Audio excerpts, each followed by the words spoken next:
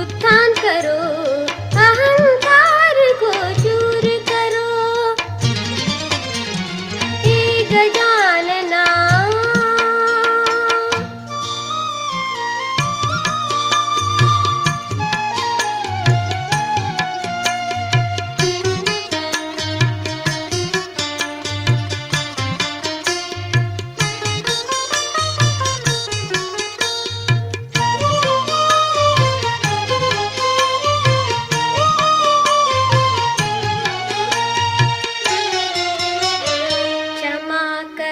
अपराध हमारे, सब पापों का शरण करो। क्षमा करो अपराध हमारे, सब पापों का शरण करो। अनंत जीवन पथ के सब बाधाओं का हरण करो। अनंत जीवन पथ के सब बाधाओं का हरण करो। हे गजानना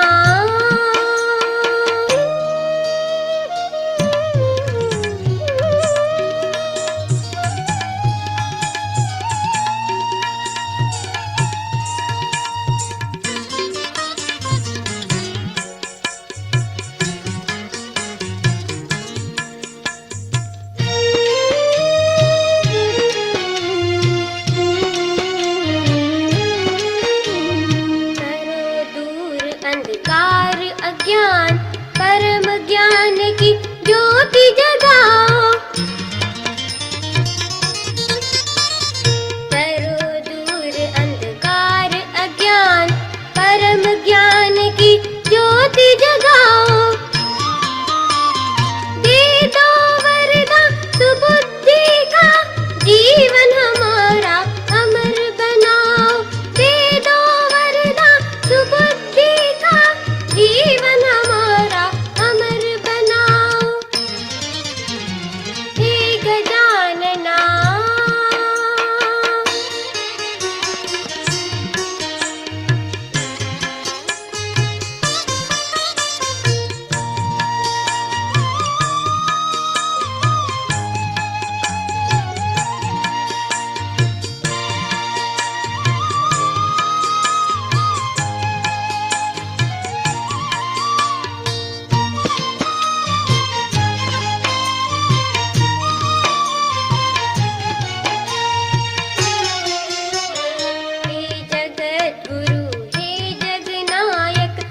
सागर से पार करो। हे जगत गुरु, हे जगनायक, भव सागर से पार करो। दे दो पवित्रता मातृ प्रेम की, आज हमारा उद्धार करो।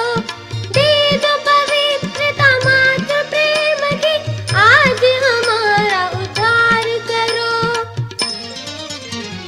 हे गजानना, हे गणनायक, दोष हमारे दूर करो। आत्मशक्ति का उत्थान करो, अहंकार को दूर करो। हे गजानना, हे गणनायक, दोष हमारे दूर करो। आत्मशक्ति का उत्थान करो, अहंकार को दूर करो। अहंकार को दूर करो, अहंकार को दूर करो। हे Gajanana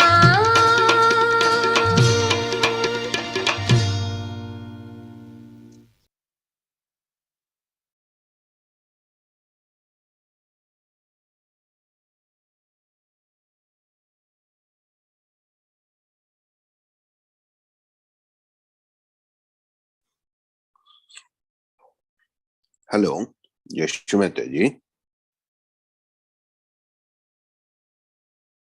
hello, Yashu Mehta ji. Thank you.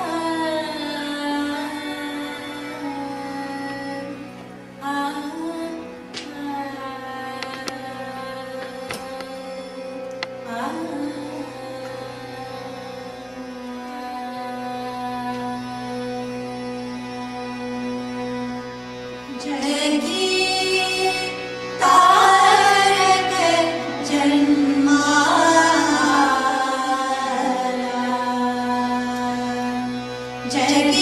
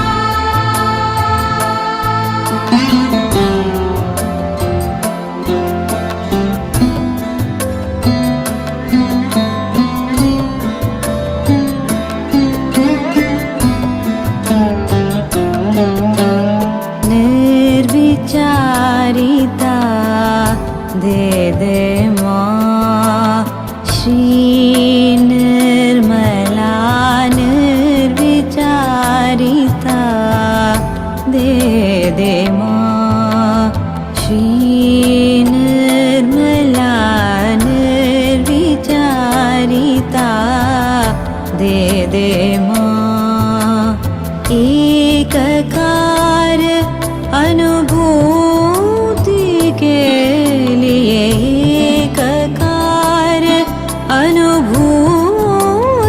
के लिए निर्विचारिता दे दे माँ। एककार अनुभूति के लिए निर्विचारिता दे दे माँ।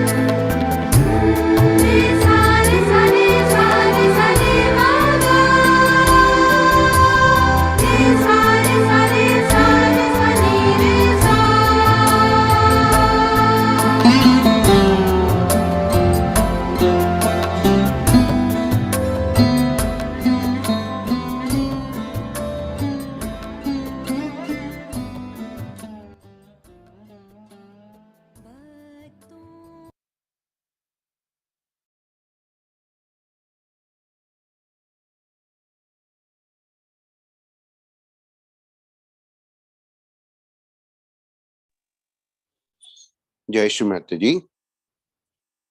ఈ రోజుటి ప్రాతకాల సామూహిక ధ్యానానికి సమావేశమైన అందరికీ మా హృదయపూర్వక స్వాగతములు.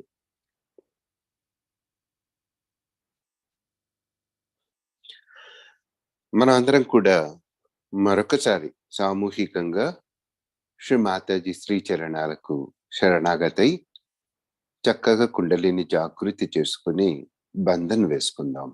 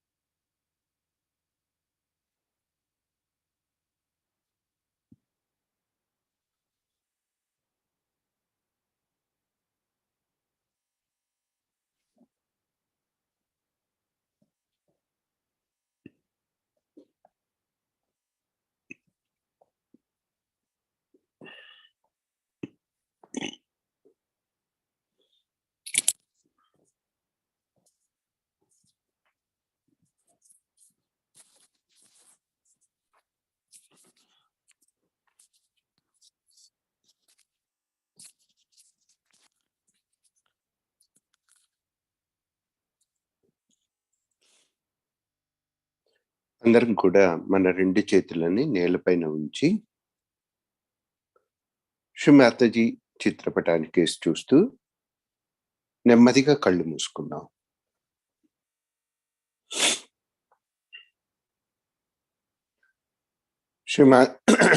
శ్రీ మాతాజీని మన హృదయంలో గుర్తుకు తెచ్చుకుందాం, దర్శించుకుందాం.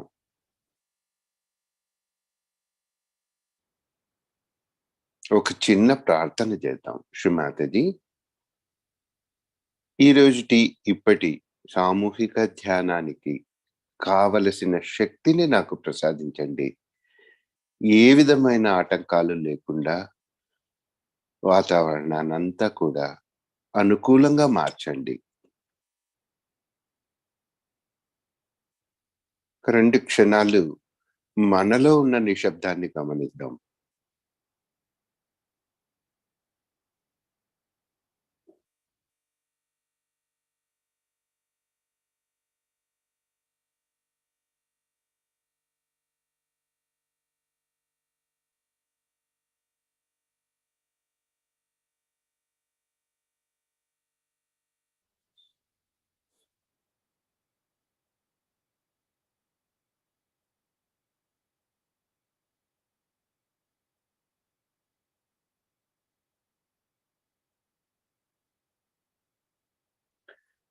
నెమ్మదిగా మన 2 చేతులను శ్రీ మాతాజీ వైపుగా ఉంచుతాం.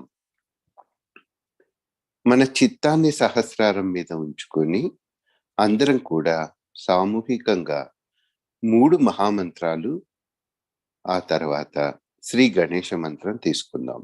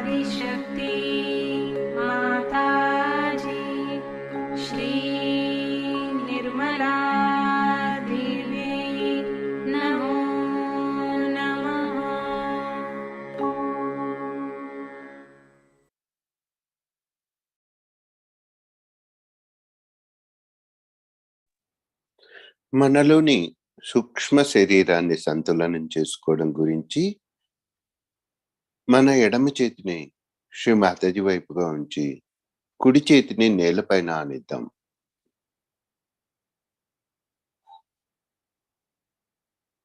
మన యొక్క చిత్తాన్ని ఎడమ అరిచేతి పైన మనకు కలుగుతున్న అనుభూతి పైన ఉంచుదాం.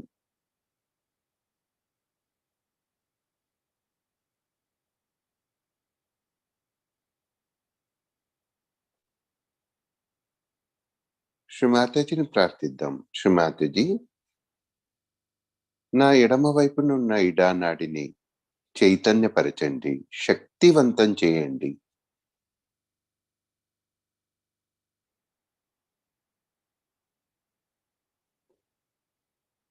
కుండలిని నా ఎడమ ఇడానాడి ద్వారా సునాయాసంగా ప్రయాణం చేసి సహస్రారాన్ని చేరుకునేలాగా దీవించండి.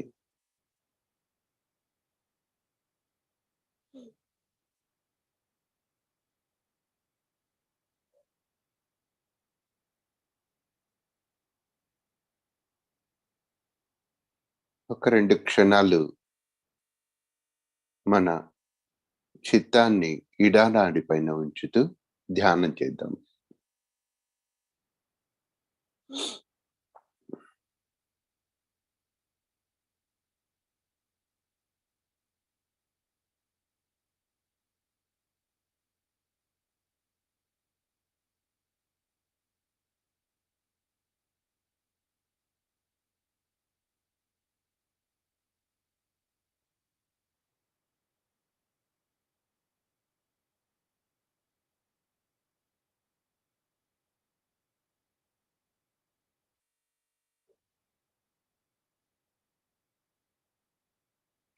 నెమ్మదిగా అదే స్థితిని మెయింటైన్ చేస్తూ మన కుడి చేతిని శ్రీ మాతాజీ వైపుగా ఉంచి ఎడమ చేతిని ఆకాశం వైపుగా చూద్దాం.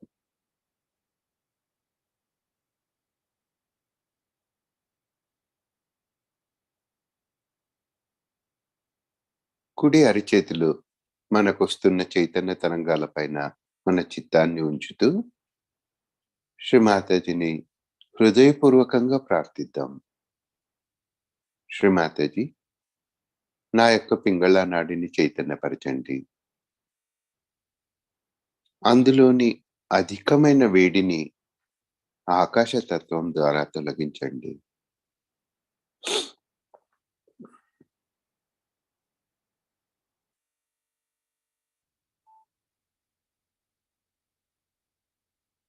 నా చిత్తాన్ని శాంతపరచండి.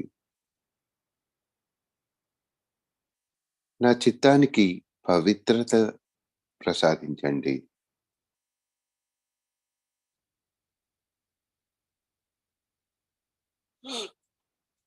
ఒక 2 క్షణాలు మన కుడి అరిచేతిలో మన కలుగుతున్న అనుభూతి పైన మన చిత్తాన్ని ఉంచుతూ ధ్యానం చేద్దాం.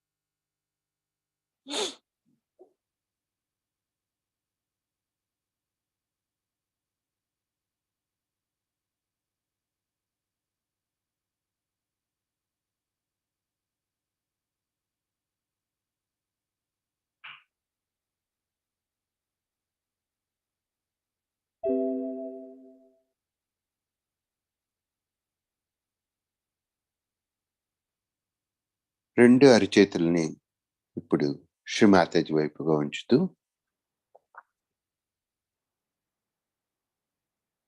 మన యొక్క చిత్తాన్ని సహస్రానం పైన ఉంచుతూ శ్రీ మాతాజీని ప్రార్థన చేద్దాం. శ్రీ మాతాజీ, నాకు నిర్విచార స్థితిని ప్రసాదించండి. నా కుడి ఎడమలను సమతుల్యపరిచి ధ్యాన స్థితిని ప్రసాదించండి. నన్ను ధ్యానంలోనికి తీసుకెళ్ళండి.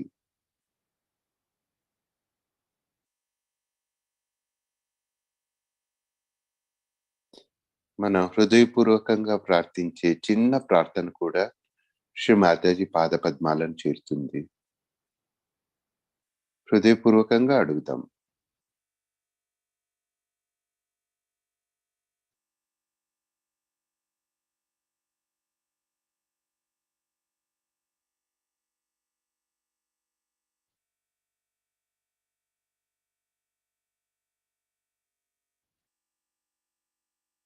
నా యొక్క సహస్రార చక్రాన్ని తెరిచి నాకు యోగాన్ని ప్రసాదించండి.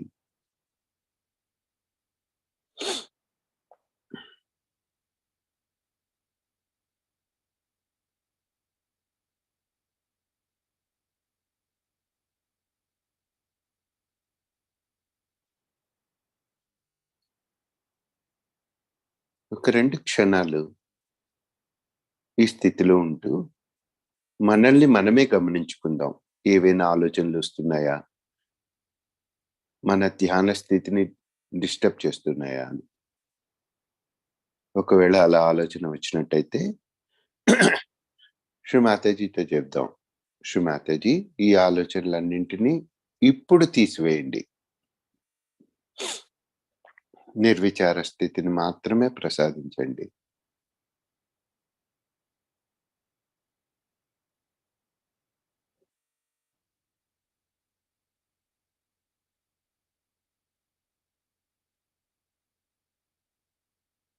నేను ఆలోచించాల్సిన ఏ విషయాన్నైనా కూడా ధ్యానం ముగిసిన తర్వాతనే ఆలోచిస్తాను. నాకు నిర్విచార స్థితిని ప్రసాదించండి.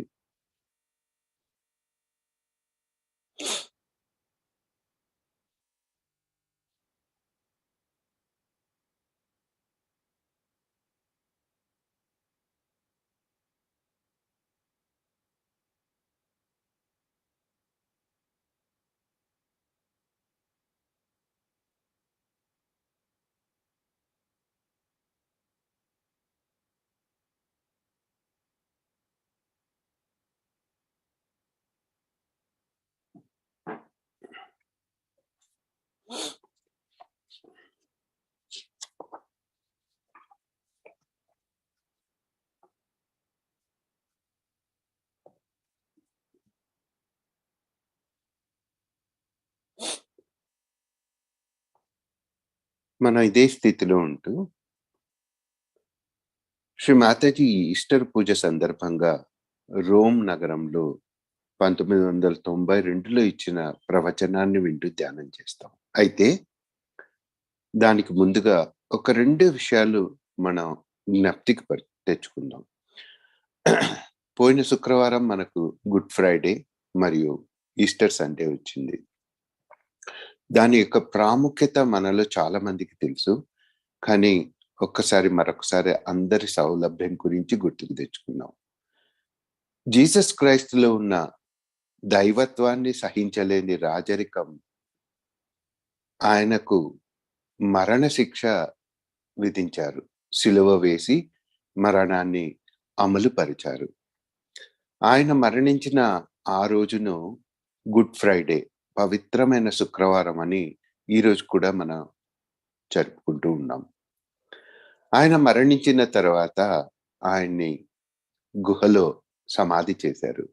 అయితే దైవత్వానికి మరణం లేదు అని నిరూపిస్తూ శ్రీ జీసస్ క్రైస్ట్ ఆదివారం రోజు, అంటే 3 రోజుల తర్వాత ఆదివారం రోజు సమాధి నుంచి బయటికొచ్చారు. దాన్ని మనం పునరుత్థానం, రిజరెక్షన్ అంటూ మనం ఈరోజు కూడా మనం జరుపుకుంటూ ఉంటాం. ముఖ్యమైన విషయం ఏంటంటే, పాశ్చాత్య దేశంలో ఒకసారి ఒక సహజ యోగి శ్రీ మాతాజీని అడిగారు, శ్రీ మాతాజీ, జీసస్ క్రైస్ట్ నిజంగా చనిపోయాడా అని. శ్రీ మాతాజీ దానికి సమాధానం చెప్తూ అవును, చనిపోయాడు అన్నారు. తర్వాత అదే సహజయోగి అడిగారు, శ్రీ మాతాజీ, జీసస్ క్రైస్ట్ మళ్ళీ బతికాడా చనిపోయి అని అడిగారు. శ్రీ మాతాజీ అతనికి సందేహాన్ని నివృత్తి చేస్తూ జీసస్ క్రైస్ట్ మళ్ళీ బతికాడు, అతని యొక్క మెసేజ్ చనిపోవడం కాదు, తనలో ఉన్న దైవత్వాన్ని గురించి ప్రజలకు చెప్పడానికి పునరుత్థానం, పునర్జన్మించాడు అంటూ శ్రీ మాతాజీ చెప్పారు. సో ఈ విషయాలన్నీ కూడా మరొకసారి శ్రీ మాతాజీ అనేక సందర్భాల్లో చెప్పారు. అయితే ఈ 1992 రోమ్ నగరంలో శ్రీ మాతాజీ ఇచ్చిన స్పీచ్ను వింటూ ధ్యానం చేస్తూ ఆ విషయాలను మనం తెలుసుకుందాం.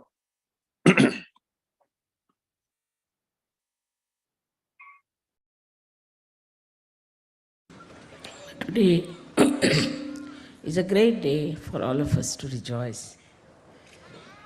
and to enjoy this resurrection of Christ. Throat.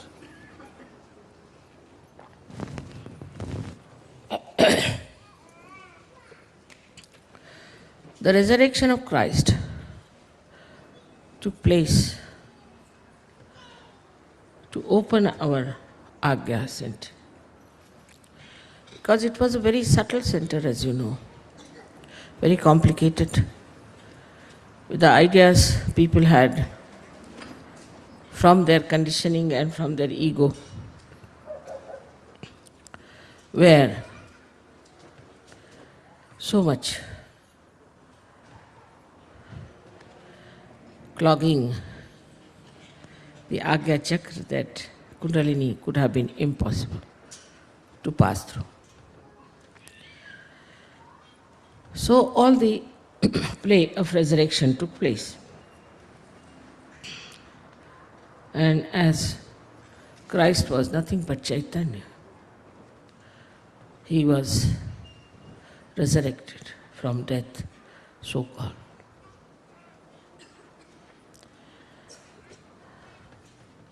In this death of Christ,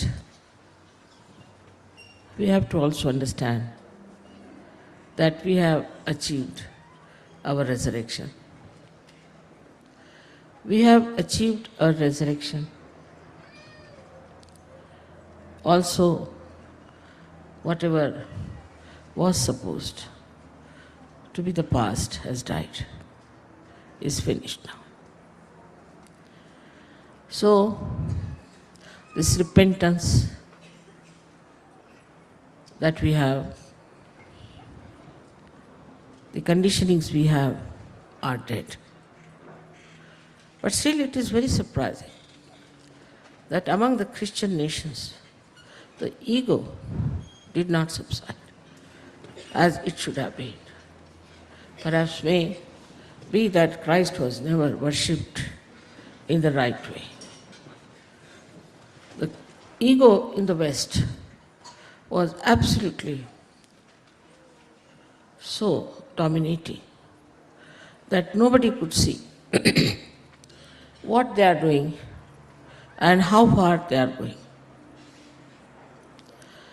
Unnecessarily, they are repenting about something that is far-fetched. But repentance was meant for our ego. It's very shocking sometimes when you see how the Christian nations invaded other countries, completely annihilated, completely finished and destroyed, races after races. They were Christians, followers of Christ, taking Bible in their hand. Can you imagine such a horrible things these so-called Christians have done in the name of Christ? Why is it we have to understand this ego worked so much in the Western countries or in the countries where they followed Christianity? Anywhere, if they are Christians, they are extremely aggressive, extremely violent, and they think that the whole world belongs to them. Even Hitler believed in the Catholic religion. Sort of this great sacrifice of Christ never taught them any lesson, as if it was all obliterated from their memory, as if it has no meaning to them, it conveyed nothing to them. And they became so violent. Not only that, but they thought they have a right to rule the whole world, plunder everyone, destroy everyone. Why? Because they were Christians. What a contrast it is to the life of Christ, who resurrected out of the so-called death. But the ego still remained, not only, but it grew up to such an extent that today we see the Christians have lost their sense of maryadas completely. The way the Christian churches are behaving is shocking. There is no morality of any kind left in them. They have no respect for law, no respect for God, no respect also for the chastity, which was the main point of Christ, main guna of Christ. This shocked me when I was a child. As I was born in a Christian family, and I found the Christians in India the most dogmatic, most dominating people. It surprised me. How have they taken Christ for granted? And why are they using his name to dominate others? Unfortunately, at that time, we had the British ruling us. British also maneuvered the whole thing in such a manner that the Indians believed that Christ was born in England. They used to dress up like English. They called themselves Sahabs. They used to behave in a very arrogant manner. And they had places in the government. They joined hands with government, had no loyalties to Indians. Even when my father was arrested, they threw us out of the Christian community. They threw me out of the school when I was just a 6-7-year-old girl, because my father was a congressman. So this side of Christianity, so far nobody has seen, I personally think, that all the Christian nations have been extremely cruel, extremely dominating, and they are today at the helm of affairs. This subtle ego has now, which was once the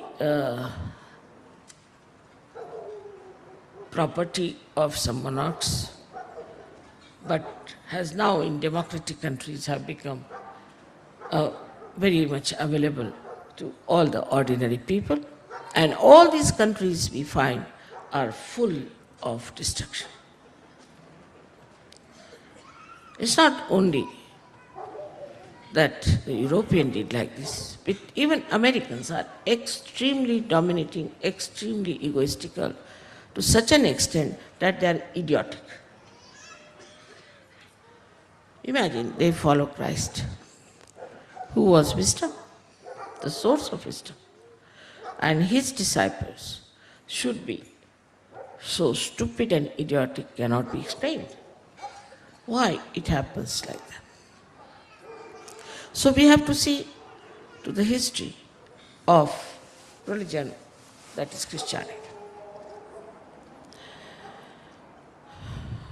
There was, as you know, Peter. Peter was a very egoistical fellow, and once Christ said that you are a Satan, said clearly, and also said that you will deny me 3 times. That's the time this Paul came up, and he thought it's a very good chance to get hold of somebody who is a weak person, who is satanic, who is in a way antichrist. And he found Peter. He, being a great bureaucrat, wooed him, managed him, and took him into his own confidence and told him that you join hands with me, so I will make you the main person. And then he told all the other disciples that you are not so educated. I am a great educated man and I know what to write, what not to write.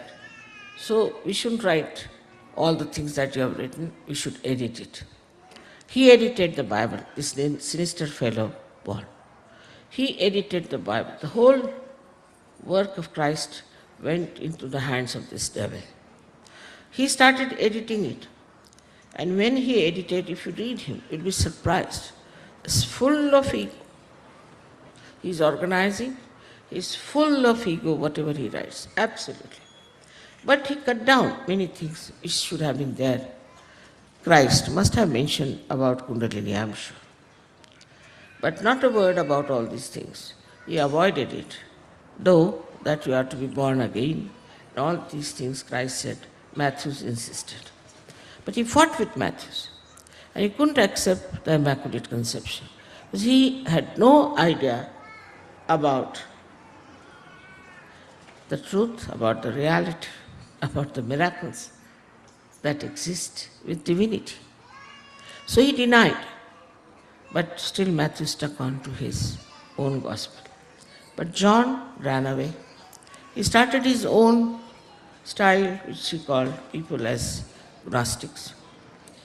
And the other disciples, out of them, Thomas went away. So he edited Luke's gospel and Matthew's gospel. And with great struggle, they could retain certain original things in that. So this devil entered into the arena of such a great religion as Christianity. And the whole thing became upside down. And that's how Bible, which they use now as authority, has such words that people start thinking low end of themselves. The first one suggesting that if you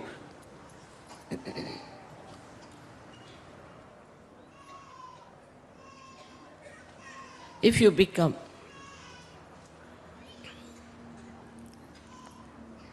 the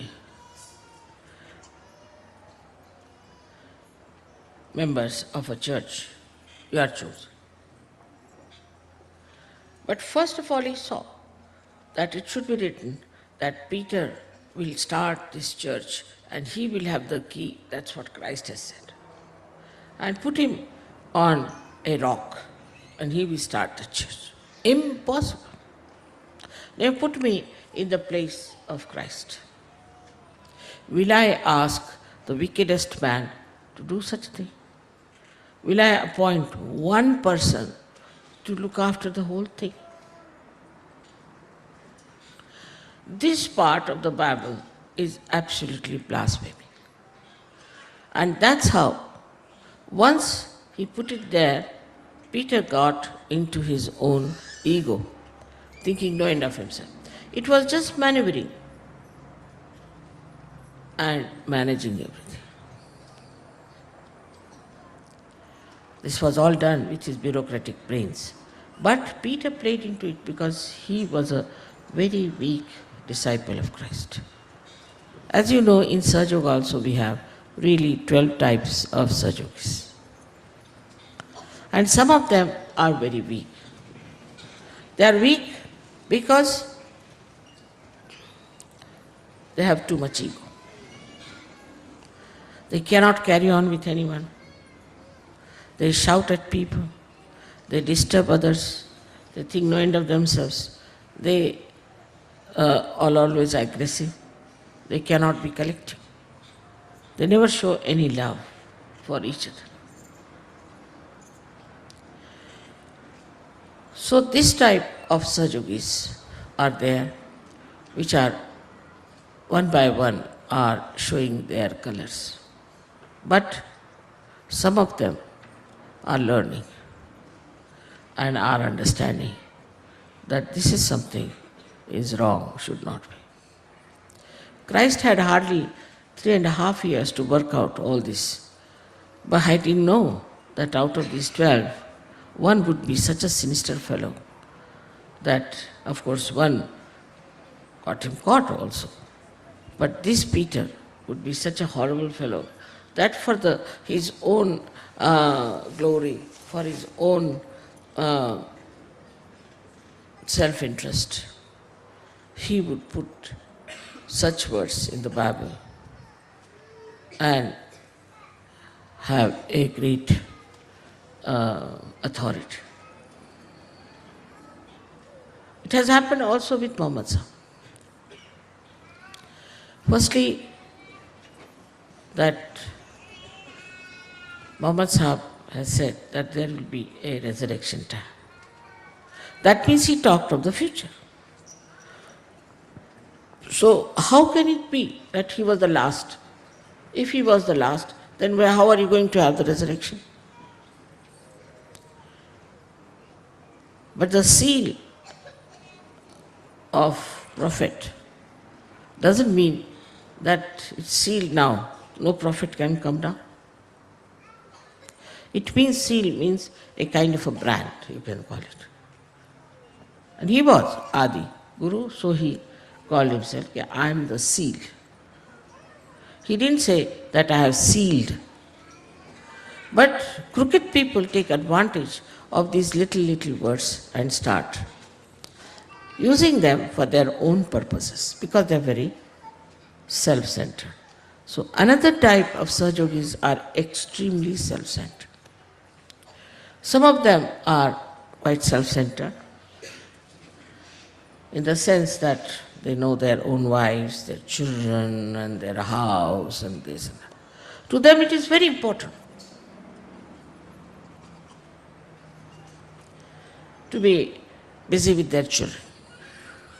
You'll be amazed, some people came to Bombay with their children, didn't come for the puja in Delhi. What sort of Sahajogi is there? So this kind of Sahajogis exist, that they are more worried about their children than about Sahajoga, more about their own emancipation, worried about their family, their household. Some women are quite good at it. They try to remove their husbands from the ashrams. They try to find out excuses how to get out of the collectivity. You are judged all the time, and you judge yourself clearly. Now, do not think of others when I am saying this, but put it to yourself. You must know that Christ was crucified. And who crucified them? They were not crucified by Jews. It's a wrong idea. How can all the Jews who were just like slaves could crucify Christ? It was the Roman Empire at that time wanted to crucify because they thought he's becoming very powerful. Please sit down. And when they tried to crucify, they didn't even think that Christ is crucified because Jews wanted it. The blame was put on them just to avoid the blame from the people who were rulers. And the rulers can always do such a thing, is to make crucifixion of anyone and putting the blame on anyone. So the Christians, the early Christians were mostly Jews. Christ himself was a Jew. So to say that Jews crucified Christ, how can it be? So the blame was put on the Jews. And then Christians thought that they have every right to hate the Jews because Christ was crucified by Jews. This is another idea which has worked out through Mr. Paul, because he didn't want to take any blame on the Roman administration. So Pilate washes his hands, and he washes his hands. They're very significant. He washes his hands. So he's doing it not with his authority, but he's doing it with the authorities of the Jew. This drama was played. And then all the Christians were busy hating the Jews and thinking that they have crucified Christ. Amen. Those are thousands of years when it had happened. And in thousands of years, somebody crucified somebody, for that they are hated. I mean, in that way, all the white race must be hated for generations together, if that is the criteria, because they have not only crucified one man, millions and millions they have crucified. Are we going to blame their children and their children? So this is third type of Sahajogis we have, who try to blame somebody else all the time, not themselves.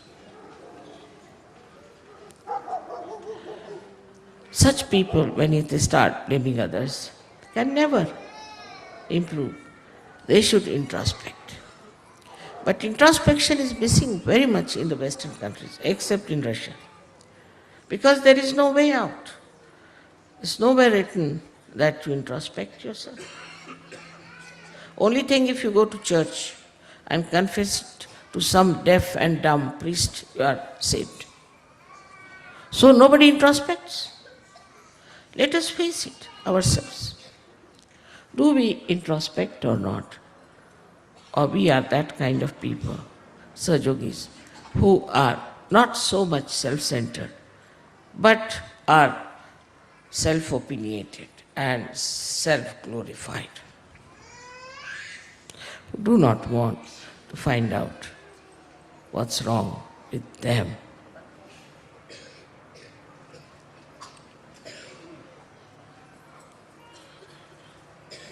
Now we have another kind, fourth kind,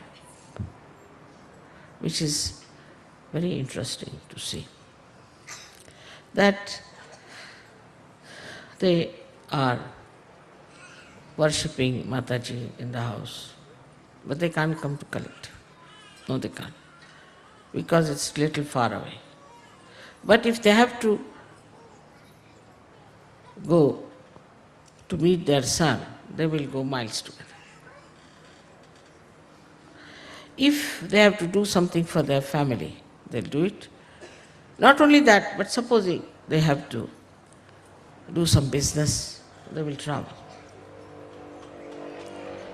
In Sahaja, nobody is asked to give up their jobs, to give up their lives, lifestyles, nothing of the kind. But priority is to be seen.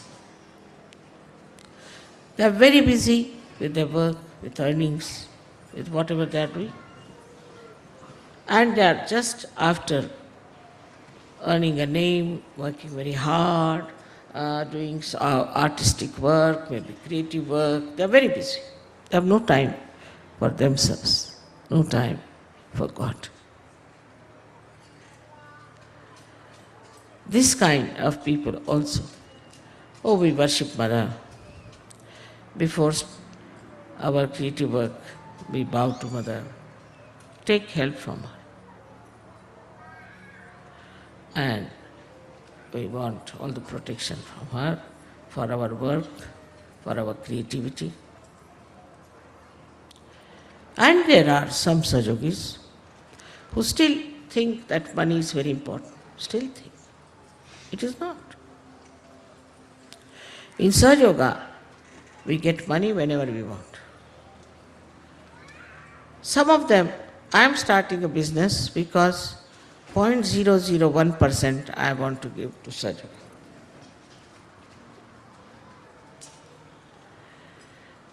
And if you say, why are you giving? It's all yours, mother, 0.001%. It's all yours. After all, what are we doing? It's all yours. This kind of attitude comes when you think that money is very important. Money is very important for such people who cannot see God beyond this, who cannot see subtler advantage of this money. They calculate every pie meticulously. They don't want that their hard-earned money should be wasted about their spirituality. Or we have people who won't buy a book of Sahaja, won't buy a tape, they'll copy it. Saving, save pounds or save dollars. They wouldn't buy something that is needed. They wouldn't buy a photograph, but they would like to ask somebody to make a photograph out of it and we can have that. It's not that it is necessary to spend, but the attitude of mind. If you can save some money, very good. If you can save some time, very good. But that this time that is saved is for Sahaja Yoga, they seldom understand. If you read I was reading the Buddhist religion, and I was amazed.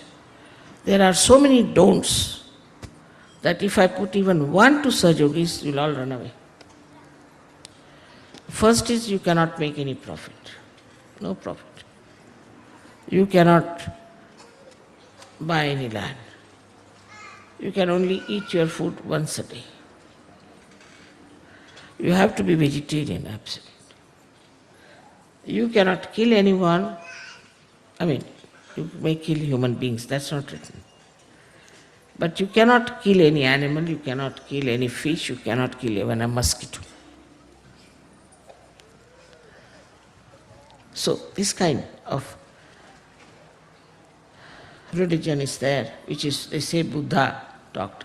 I don't think so, Buddha could have said. So all these people, the followers of all these great incarnations, have done so much wrong to the people who brought beautiful religions to us.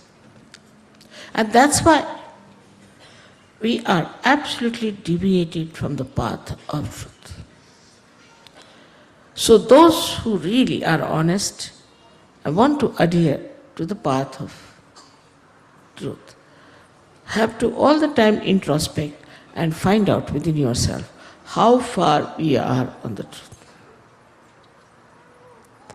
So now we have another kind of Sahaja Yogis also, who are more sort of, I should say, like enjoy festivals, you see, clubbing together. Because we have a feeling of belonging. We should belong to something. We should belong to this group or to that group or to that group. Either you go to Christianity or to the Jews or to the Islam and other to some politics. Say for in England, they'll ask you a question, what is your politics? I asked him, what is my politics? I couldn't understand this question. Everybody must have a brand of politics. I said, what do you mean by that? I said, are you a communist? No, no, I'm not. Are you a conservative? No, no. Are you a socialist? I'm not. Then what are you? I am a human being. They couldn't understand, I'm just a human being without any politics on my head. So, the idea of belonging, I must belong to this cult or to this sect or to these so-called religions. Then you start getting involved into all kinds of conditionings, all kinds of rules and regulations and things, and you start binding yourself, and very happily, very happy. Now you ask some sects, why are you clean shaven? Oh, in our religion, we are supposed to have a clean shave head. Eh? What is this? Or something like that. Stupid. Like you must have beard, or you must have mustaches. Some sort of a clannishness. Not understanding that reality is full of varieties. There has to be variety. That is how it is aesthetics and Saundarya. If you do not have variety, how can you be a personality? How can be a person who is bound by these nonsensical outside ideas be a person who has a personality? If religion cannot give you a personality, it's better to do away with such a thing. It gives you an inner personality and also an outer personality. And this personality, when you start enjoying, then only one would say you are a Sahaja, where you are not told not to steal, not to hit someone, not to be aggressive with anyone, not to be egoistical. Never said like that. But a personality that watches oneself. But normally people watch others, not themselves. This is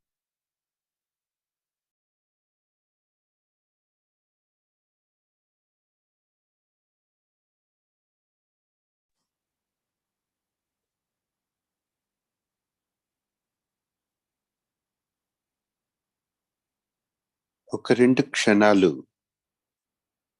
మనం నిశ్శబ్ద ధ్యానాన్ని పాటిద్దాం.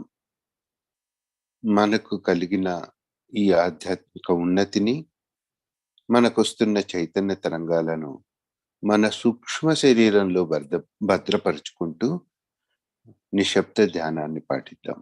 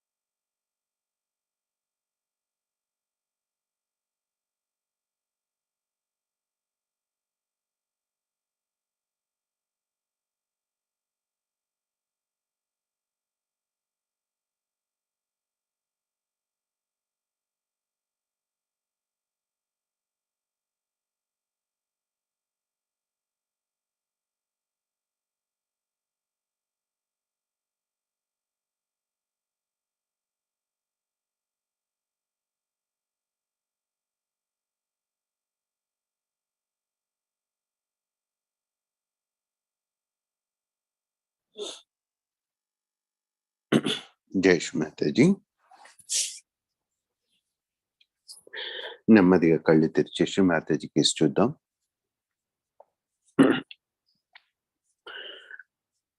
శ్రీ మాతాజీ ఇచ్చిన ఈ ప్రవచనం యొక్క తెలుగు అనువాదం Chaitanya Lahari May June 2015లో ప్రచురితమైంది. అందులో నుంచి మనం ముఖ్యమైన కొన్ని విషయాలను తెలుగులో తెలుసుకుందాం. శ్రీ మాతాజీ ఈ విధంగా అన్నారు: క్రీస్తు యొక్క పునర్జన్మను ఆనందంగాను సంతోషకరంగాను జరుపుకుంటున్న ఈ రోజు చాలా గొప్పది. మన ఆజ్ఞా చక్రమును తెరుచుటకు క్రీస్తు పునర్జన్మ ఎత్తాడు. ఆజ్ఞా చక్రం చాలా సూక్ష్మమైనదని మీ అందరికీ తెలుసు. ప్రజల కట్టుబాట్లు, అహంకారములతో కూడుకున్న యొక్క ఆలోచనలతో ఇది చాలా సంక్లిష్టమైంది. ఫలితంగా ఆజ్ఞాచక్రం మూసుకుపోయి కుండలిని ప్రయాణించడం అసాధ్యంగా మారింది. అలాగా పునర్జన్మ అనే నాటకం జరిగింది. క్రీస్తు కేవలం చైతన్యం తప్ప మరేమీ కాదు. మరణము అని పిలువబడే ఆ స్థితి నుండి అతను పునర్జన్మించాడు. ఈ సందర్భంలో అర్థం చేసుకోవలసినది, శ్రీ క్రీస్తు యొక్క మరణంతో మనం కూడా పునర్జన్మను సాధించామని. మనం మరొక జన్మ ఎత్తాము కనుక గతంలో ఏం జరిగినా లేక గతంలో చేసినదంతా కూడా ఇప్పుడు నశించింది. కాబట్టి మన పశ్చాత్తాపాలు, కట్టుబాట్లు, మూఢ విశ్వాసాలు అన్నీ చనిపోయాయి.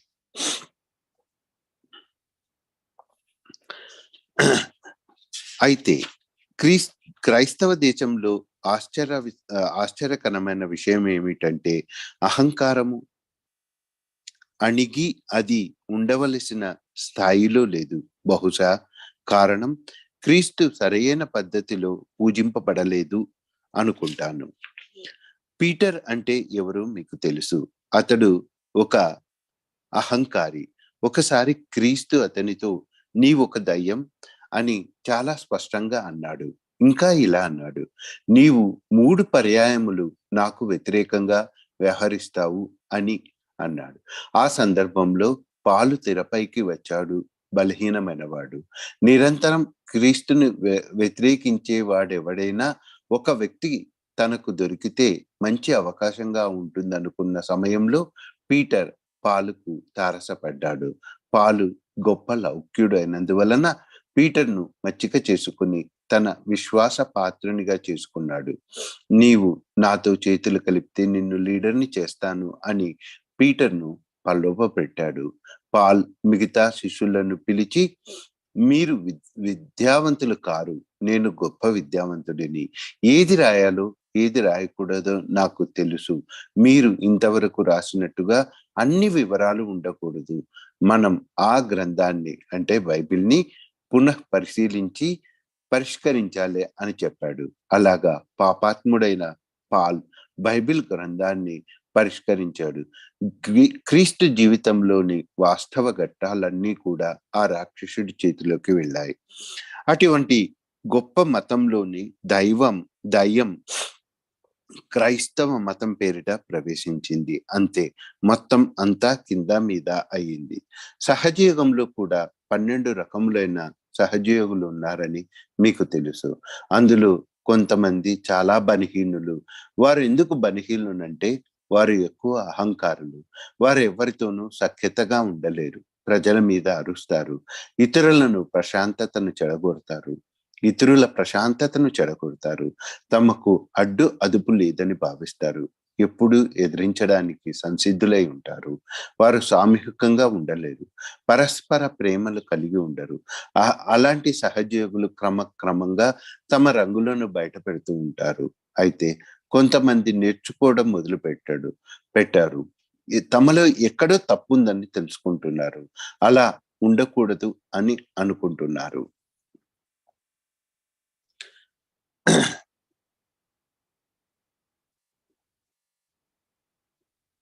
మిగిలిన తెలుగు విషయాలను తెలుగులో మనం రేపు తెలుసుకుందాం.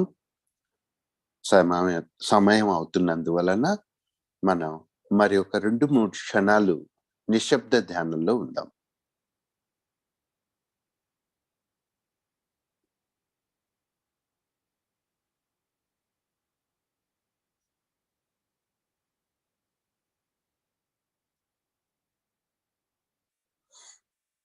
కేవలం మన యొక్క చైతన్య తరంగాల్ని మాత్రమే గమనిస్తూ ఏ ఆలోచనలు లేకుండా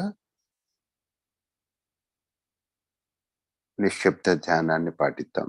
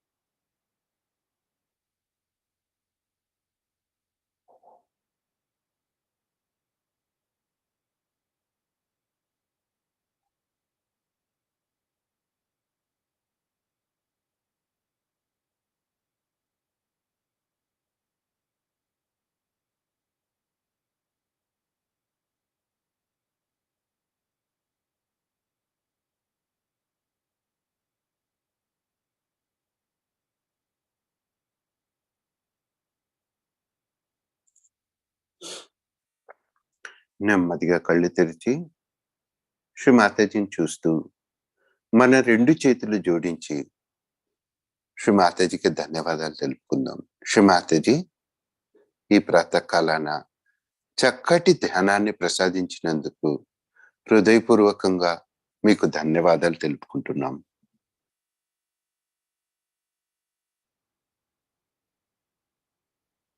అందరం కూడా సామూహికంగా ఈ ధ్యానాన్ని ముగించే ముందు మరొకసారి సామూహికంగా బంధం తీసుకుందాం.